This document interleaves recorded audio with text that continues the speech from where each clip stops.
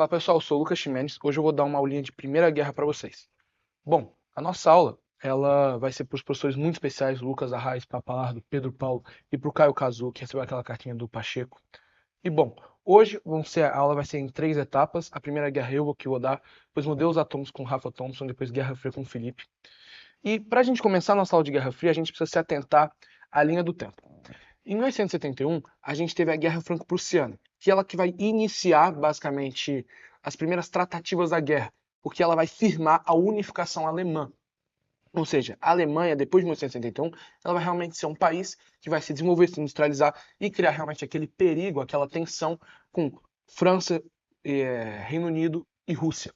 Depois, em 1911, né, fazendo um paralelo com a nossa aula, a gente tem a criação, né, do modelo atômico de Rutherford. Em 1914, a gente tem realmente o início da Primeira Guerra Mundial, com o atentado de Sarajevo, que a gente vai comentar. Depois, em 1918, o fim da Primeira Guerra. Em 1919, o Tratado de Versalhes, que a gente vai bater bastante nessa tecla, né? É muito importante para os vestibulares. É um tópico bastante importante. Depois, de 1945 para frente, a gente tem a Guerra Fria, que vai até 1991, que ele vai dar aquela aulinha pra gente. Bom, antes, eu queria só falar que essa aula, ela se baseou basicamente, principalmente na aula do Cássio, que é um professor muito especial para mim, em 2 livros desse autor chamado Eric Hobsbawm. Ele escreveu A Hora dos Impérios, que vai tratar sobre o chamado longo século XIX, que é marcado por industrialização, modernização, secularização, democratização, e sobre o breve século XX, que é marcado pelo predomínio do capitalismo, que é já você vai ter países industrializados, democratizados, enfim. E ele faz essa divisão, já que ele é um historiador marxista, estruturalista, e vai ser livros muito importantes. A gente vai comentar sobre outros ao longo da aula, que eu me baseei também, Os Sonâmbulos de Christoph Clark, mas vamos para cima. Para a gente entender realmente a guerra, a gente precisa entender essa questão da unificação alemã. Em 1871, ela terminou a unificação, mas ela começa anos antes, numa guerra em que você tinha Áustria e Prússia, que eram alguns reinos, né, dessa até então território que depois se tornará a Alemanha, que eles vão se juntar numa guerra contra a Dinamarca. Anos depois, você vai ter a Prússia junto com a Itália lutando contra a Áustria e depois, para finalizar, a mais importante, a Guerra Franco-Prussiana, que você tem Prússia contra a França de um lado, Guilherme I, do outro Napoleão III, que vai findar, né, com o Tratado de Frankfurt. Esse Tratado de Frankfurt, esse chamado armistício, ele entrega para a Alemanha os territórios de Alsácia-Lorena, que vai gerar na França o chamado revanchismo francês, a vontade de recuperar esses territórios. E aí a gente já pode partir para os antecedentes. Bom, após 1871, a gente tem o que a gente chama de Belle Époque, né, Belle Époque, que seria basicamente um período de grande estabilidade entre essas nações, entre 1871 e 1914. As grandes potências elas não entraram em conflitos diretos. Mas o que acabava acontecendo? Um não estava com o outro, mas eles se preparavam, se armavam, se industrializavam para quando um conflito surgisse, eles estivessem preparados.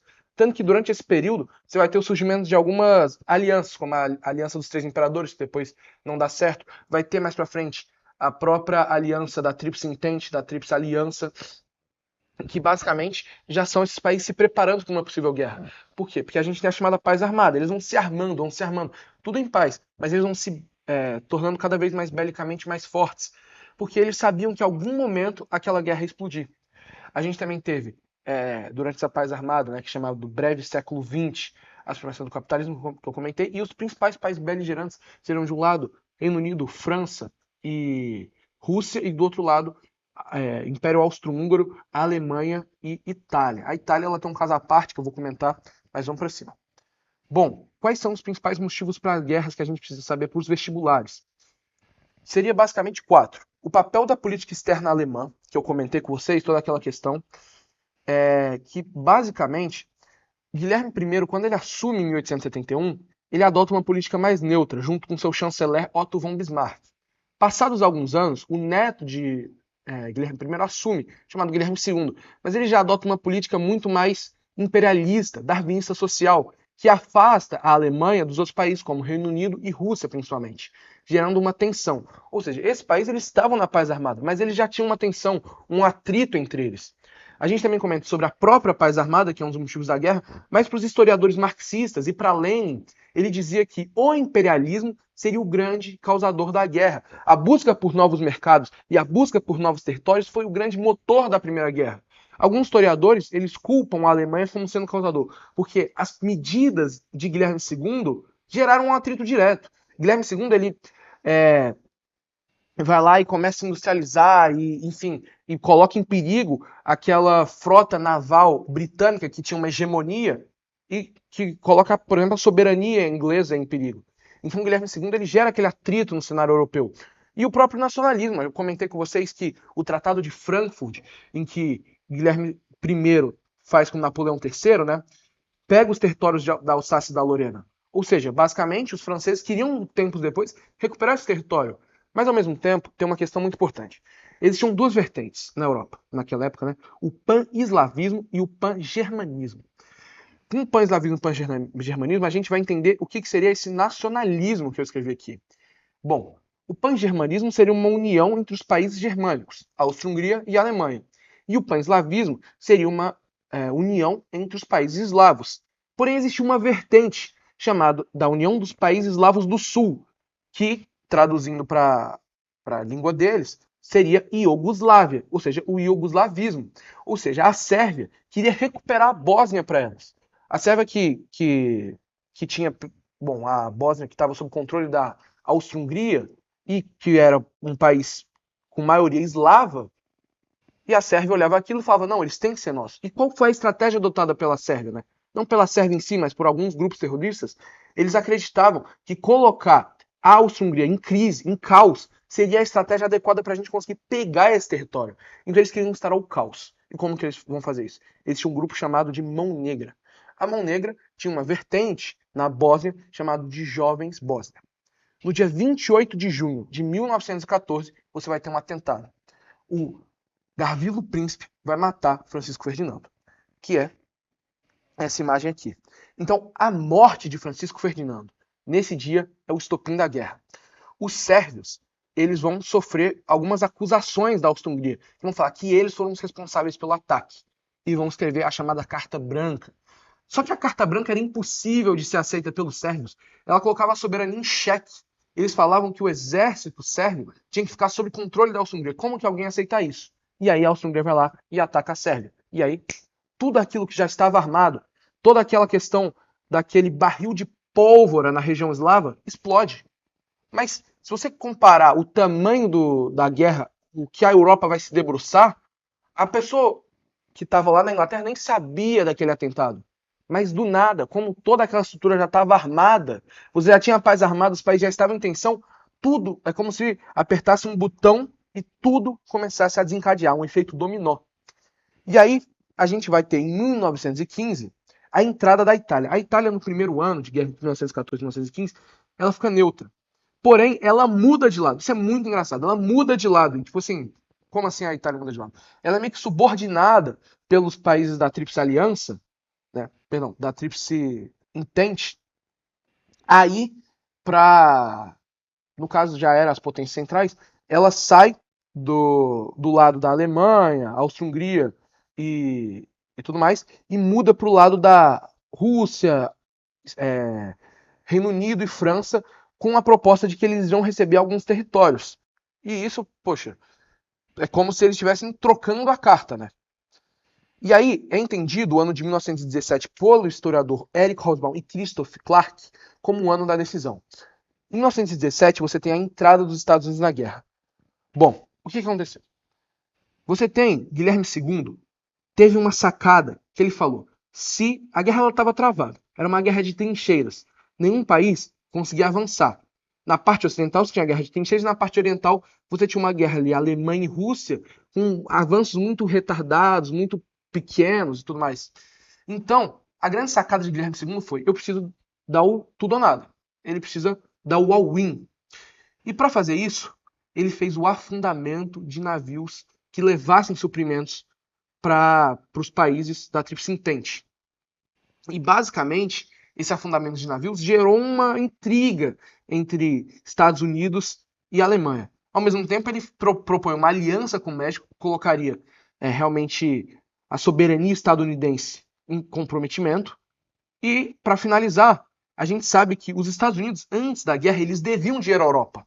E com uma possível vitória dos europeus, como eles emprestaram muito dinheiro, eles passariam a ser a maior potência.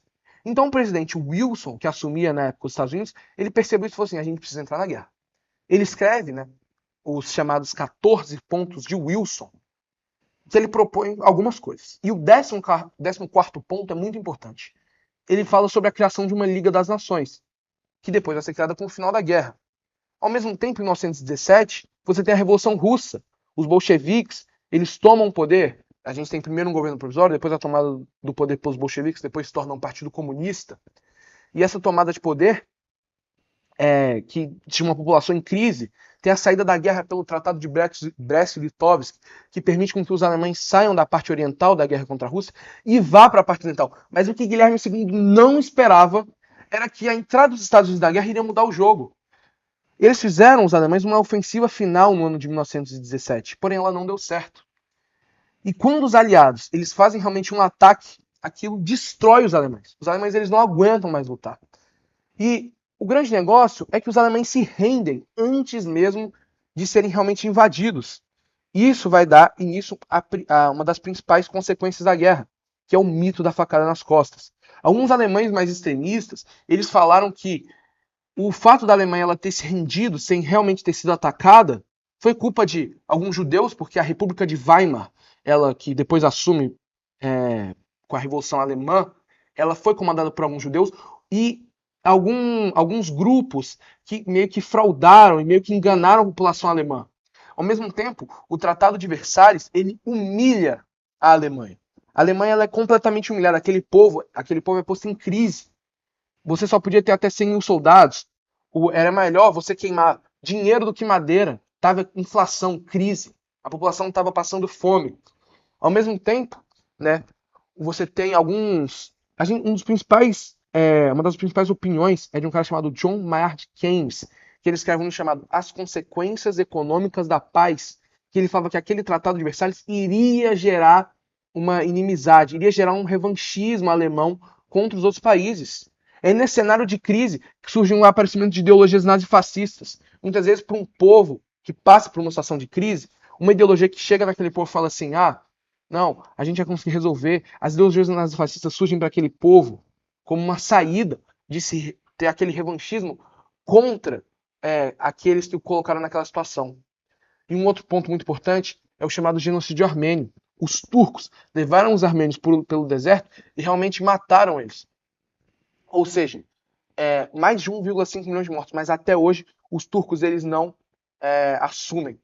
Então, para a Primeira Guerra, esses são os principais tópicos. Para os vestibulares, esses são os principais tópicos.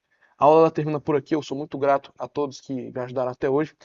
E é só isso. Vamos para cima.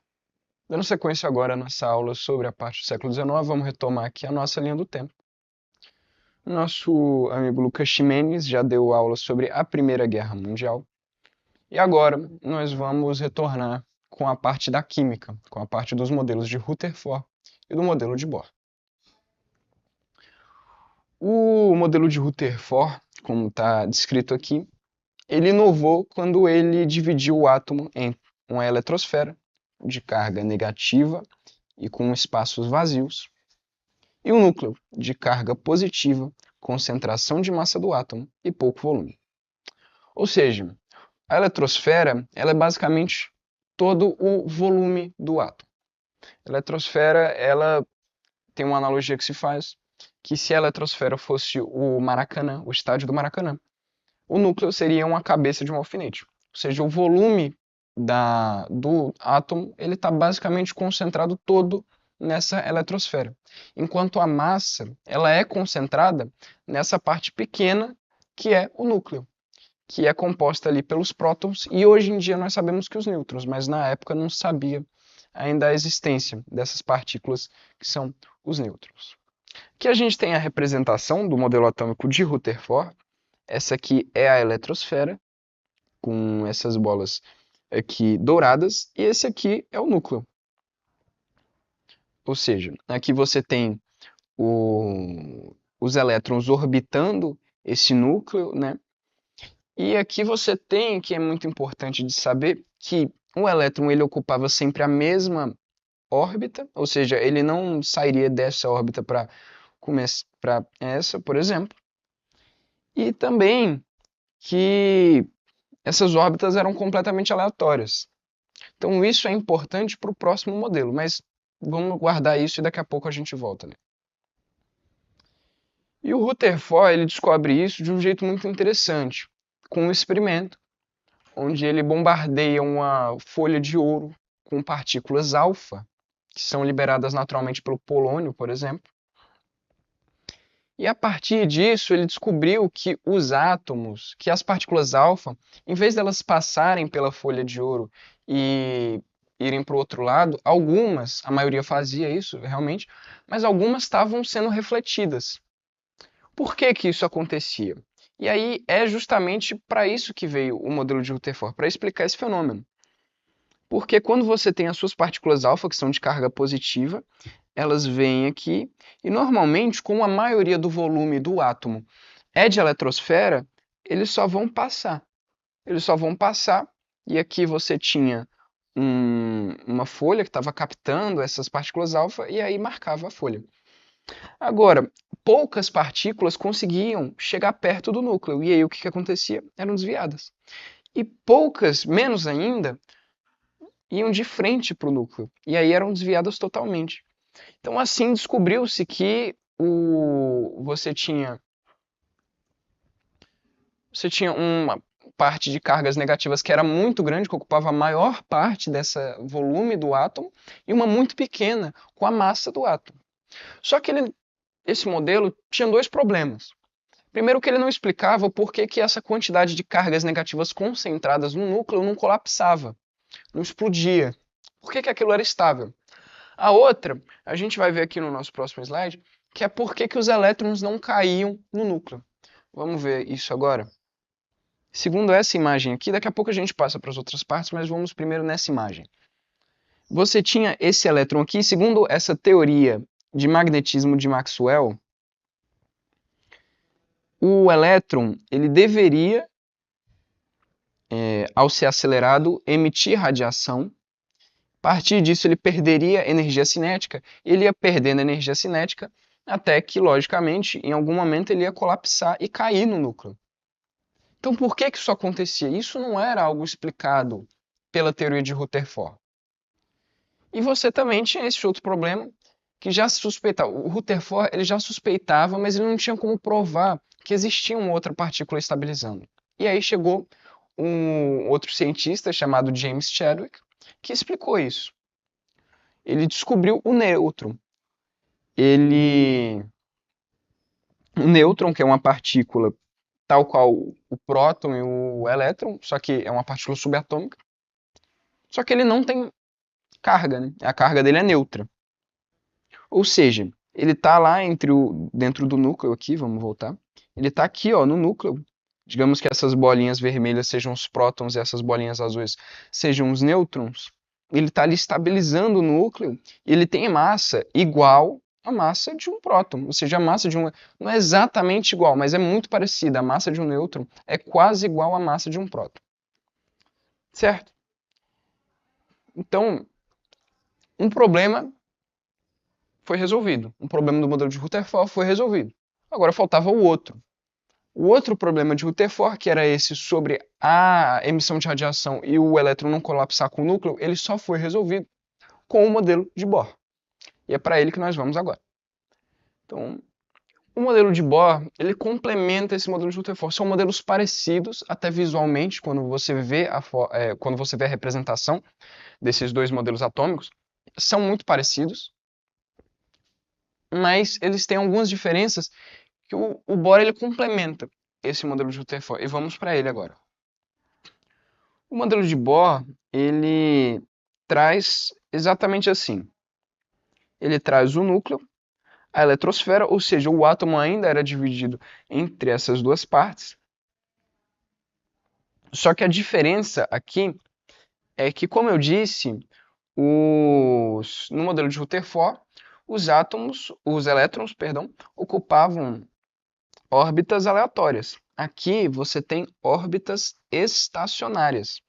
Então esse átomo ele só pode ocupar essa órbita, ou se ele for excitado, ou seja, se ele ganhar energia, ele pode ocupar essa órbita. E aí a gente vai passar para a segunda parte que é importante. Como você tinha... Agora, como que isso resolveu os problemas?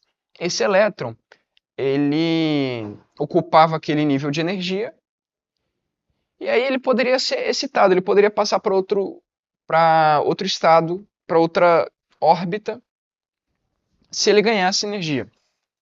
E isso a gente chama de salto quântico, que é o que vai explicar muitos outros fenômenos. Por exemplo, a luz, a emissão de luz, ela é explicada com o modelo de Bohr.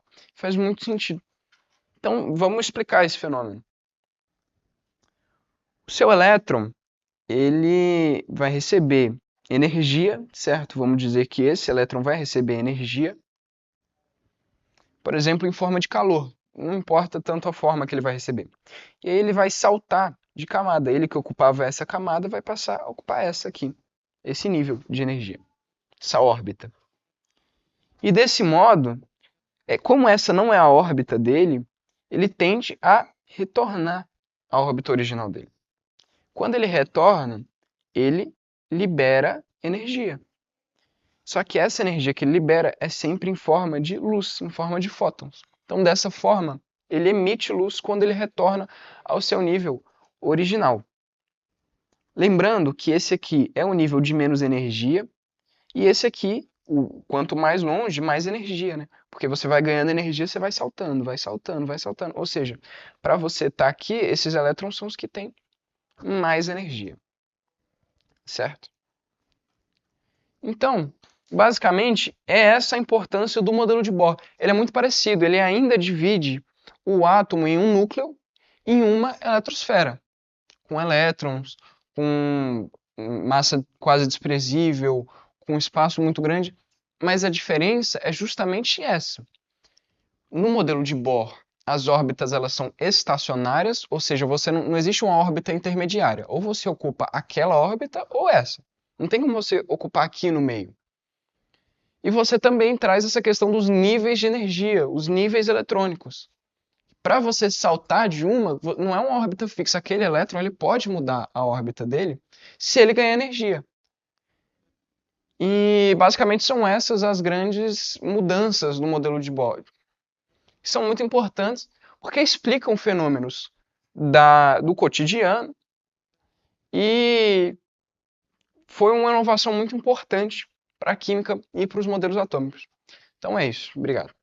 Fala galera, beleza? Meu nome é Felipe Antunes. Eu vou dar continuidade aos trabalhos que os meus amigos Luca Oliveira Ximenes e Rafael Gomes Thompson já começaram.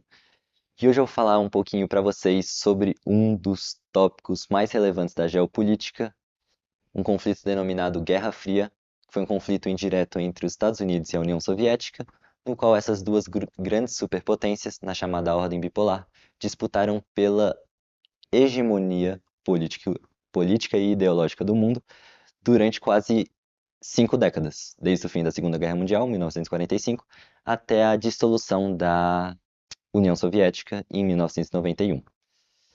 Então vamos lá. Para a gente entender bem um conflito tão complexo e tão profundo, cujas ramificações e implicações se desdobram até os dias de hoje, a gente precisa primeiro dar uma olhada nos seus antecedentes, certo?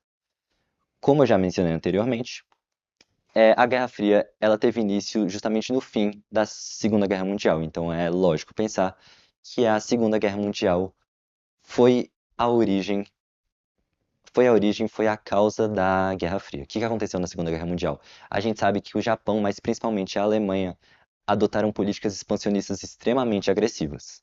Com essas políticas expansionistas agressivas, os aliados, certo? Estados Unidos, Reino Unido, França e União Soviética, principalmente, eles realizaram diversas conferências para tentar frear o avanço da Alemanha nazista, certo? Na Conferência de Teherã, mas principalmente na Conferência de Cairo, foi estabelecido que os aliados capitalistas barrariam o avanço da Alemanha nazista na porção ocidental e a União Soviética barraria o avanço da Alemanha nazista na porção oriental, certo? Mas só foi formalizado e oficializado essa divisão da Europa em duas áreas de influência com a Conferência de Yalta. Muitos historiadores afirmam que a Conferência de Yalta ela é precursora da ordem bipolar que estava por vir. porque ela formalizou que a porção oeste da Europa estaria sob influência do capitalismo, principalmente americano, e a porção leste da Europa, a porção oriental da Europa, estaria sob a influência da União Soviética, certo? A Conferência de Potsdam, que foi a última a ser realizada após a invasão de Berlim e a rendição da Alemanha, dividiu a Alemanha em 4 regiões, certo? Região francesa, britânica e americana, que compunham a Alemanha Ocidental, capitalista, e a Alemanha Oriental, a Alemanha socialista, a Alemanha soviética, certo? Entendidos esses principais antecedentes da Guerra Fria, podemos começar a compreender um pouco mais do que foi esse conflito. É importante entender esse conflito como um equilíbrio de ações, uma reciprocidade de ações entre os Estados Unidos e a Rússia. Nesse conflito, quando os Estados Unidos faziam alguma ação, a União Soviética respondia com uma ação muito parecida.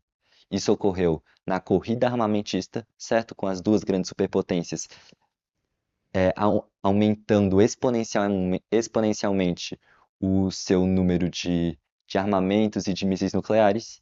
Também aconteceu na corrida espacial, que a União Soviética saiu na frente, mas logo os Estados Unidos reverteu a situação com a missão Apollo, no qual astronautas americanos chegaram à Lua, e esse feito é celebrado até os dias de hoje, mas também de uma forma mais sutil. Essas duas grandes superpotências, elas financiavam e incentivavam guerras ao redor do mundo inteiro, justamente visando por áreas de influência.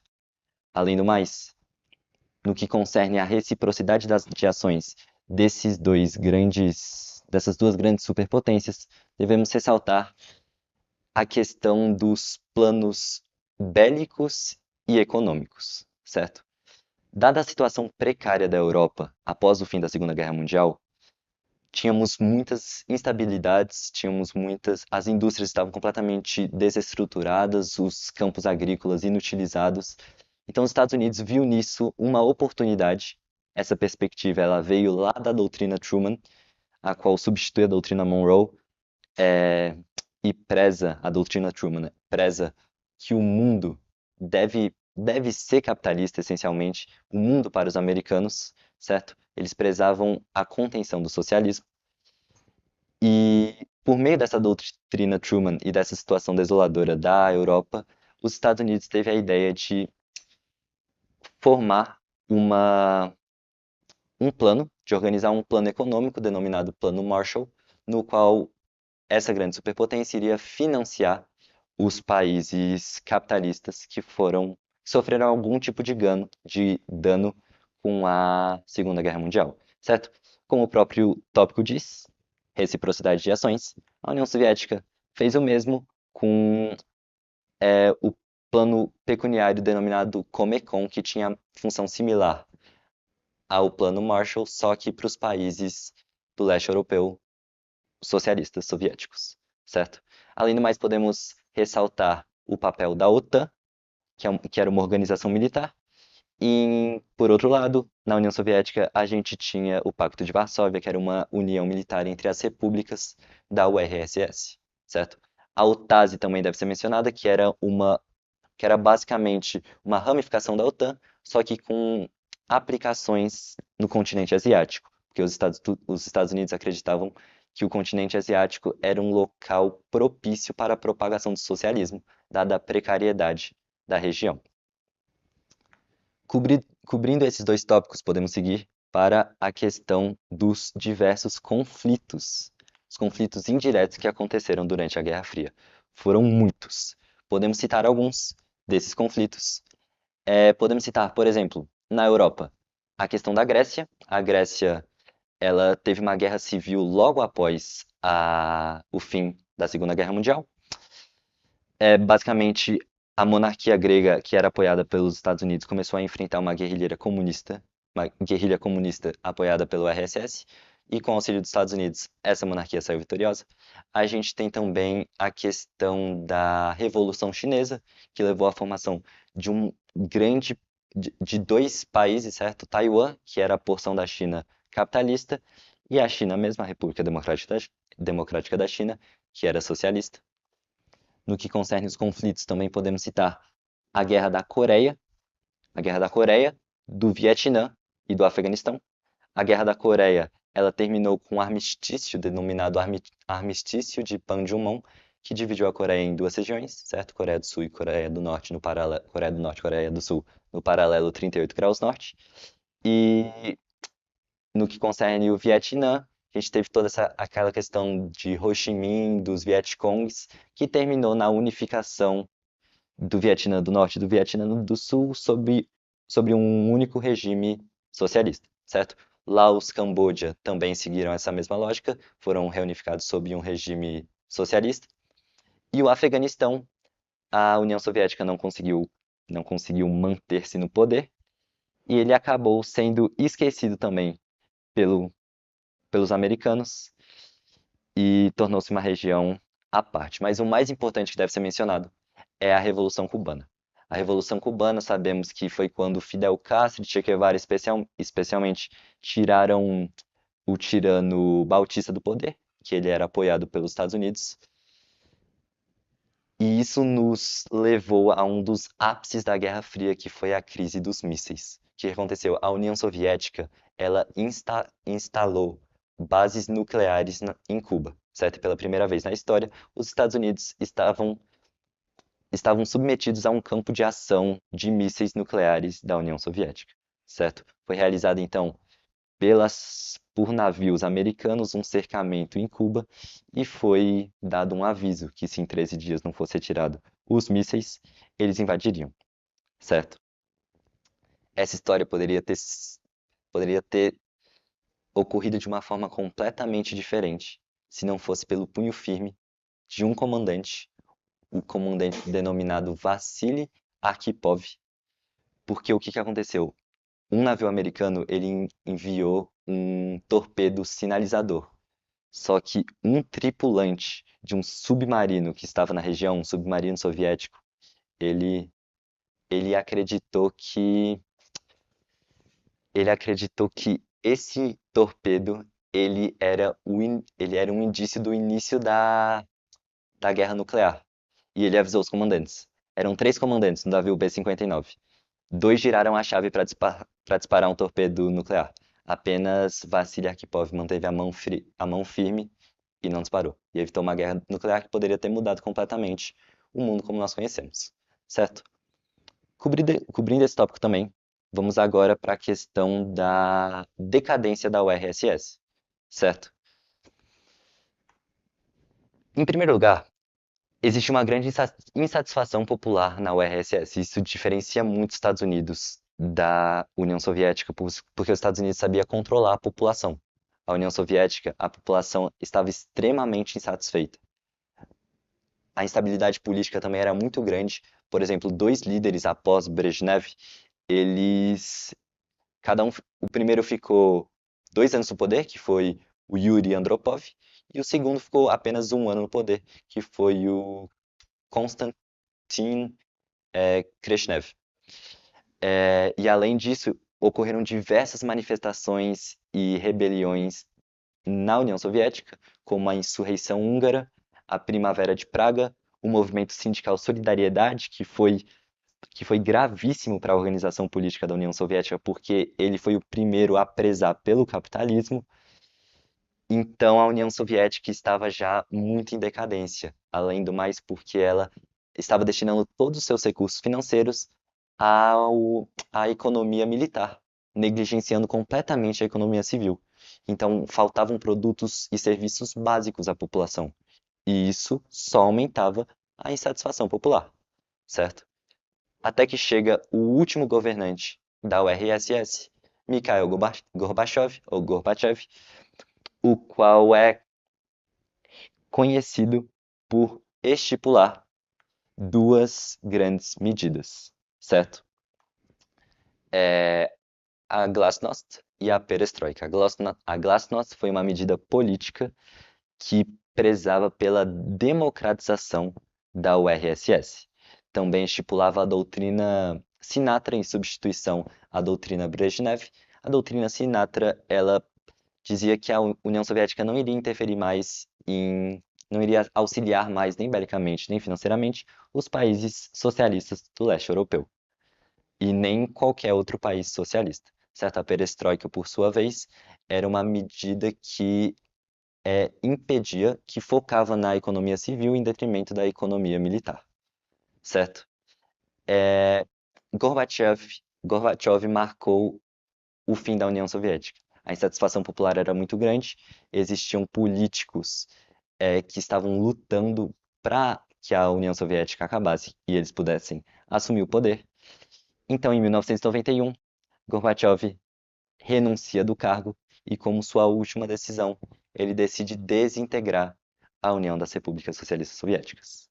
Estados Unidos, portanto, vence a Guerra Fria, conquista a hegemonia política e ideológica do mundo, e hoje temos uma realidade completamente moldada por esse acontecimento e pela vitória estadunidense. Eu gostaria de agradecer muito pela atenção dos nossos queridos mestres, dos professores que estão constantemente nos auxiliando e nos incentivando a ser pessoas cada vez melhores. Gostaria de agradecer também pela equipe amarela e pelas nossas produtoras Maria Fernanda Toneto e Isabela Senra Sacramento, e pelos meus queridos companheiros e professores, Luca Oliveira Ximenes e Rafael Gomes Thompson. Então é isso, muito obrigado pela atenção e até a próxima.